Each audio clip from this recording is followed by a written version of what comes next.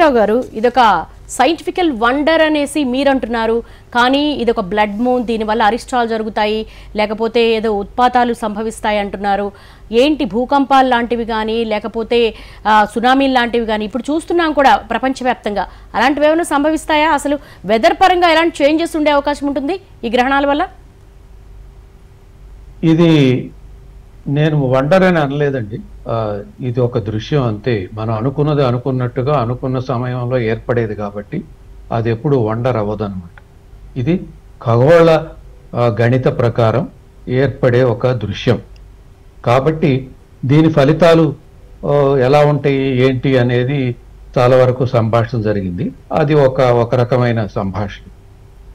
ఈ శాస్త్రపరంగా గనక మీరు చూసినట్లయితే ఈ రెడ్ మూన్ అయినంత మాత్రాన ఎవరు భయపడాల్సిన అవసరం లేదు.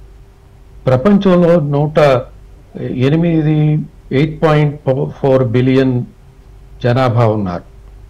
ఒకే రాశిలో పుట్టిన వాళ్ళు దాదాపు 10% పైన ఉంటారు. అదేవిధంగా ఇందాక అనుకున్నాం దాదాపు 50% పైబడిన జనాభా ఈ యొక్క సంపూర్ణ చంద్రగ్రహణాన్ని చూడటానికి వీలవుతుంది. ఇది ఒక్కొక్క దేశంలో ఒక్కొక్క రకమైన పూర్వీకుల సిద్ధాంతాలు ఉన్నాయి. ఈజిప్ట్ వాళ్ళకు ఒక రకంగా ఉన్నాయి, యూరోపియన్స్కి ఒక రకంగా ఉన్నాయి, అదేవిధంగా మరి గల్ఫ్ రీజియన్లో ఒక రకంగా ఉంది, భారతదేశంలో ఒక రకంగా ఉంది, చైనాలో ఒక రకంగా ఉంది.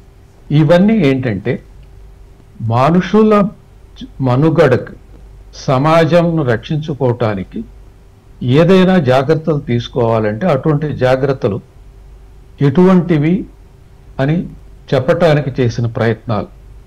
ఆ ప్రయత్నాలు కొన్ని నిజాలు, కొన్ని మూఢనమ్మకాలు రెండు ఉన్నాయి.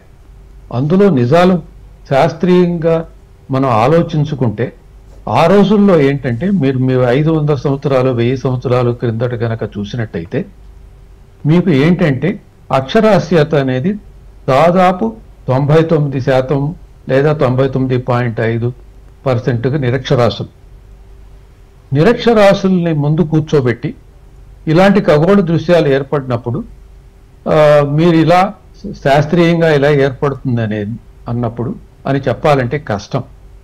అది ఒక సాంప్రదాయబద్ధకంగా పద్ధతిలోనో లేదా ఒక పండుగల పద్ధతిలోనో వాటిని గనక ఏర్పరిచి అందులో కొన్ని మంచివి గనక చొప్పించి ఈ మానవ జాతిని ఏదైనా అరిష్టాలుంటే తప్పించడానికి ఈ యొక్క ఆలోచన పరంగా ఏర్పడిన కొన్ని రీతులన్నమాట.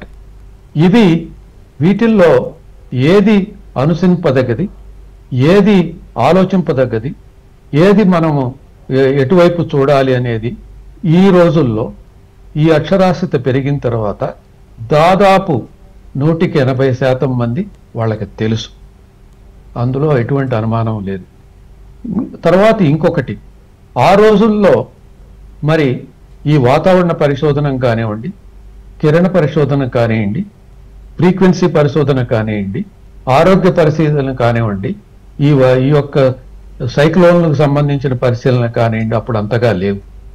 ఇప్పుడు ఏం జరుగుతోంది అంటే భూతాపం పెరిగిపోతుంది. ఇప్పుడు మొత్తం భూమి మీద ఆ ఉష్ణోగ్రత చూసినట్లయితే 1.5 డిగ్రీల ఉష్ణోగ్రత పెరిగిపోయింది యావరేజ్. దీనివలన ఐసు ఖండాలు కరిగిపోతున్నాయి. ఈ వాతావరణానికి సంబంధించిన అకాల వృష్టి తర్వాత కుంభవృష్టిలు ఎక్కువైనాయి. ఎలా ఎక్కువైనాయి, ఏ సమయంలో వస్తాయి కూడా చెప్పగలుగుతున్నారు. అలాగే భూకంపాలకు కూడా ఈ మధ్య మనం నిసార్ శాటిలైట్ లాంచ్ చేశాం. Micro changes in the tectonic plates can be determined. దాని వలన కొంత సమయంకు ముందు మనం గమనించుకోవచ్చు.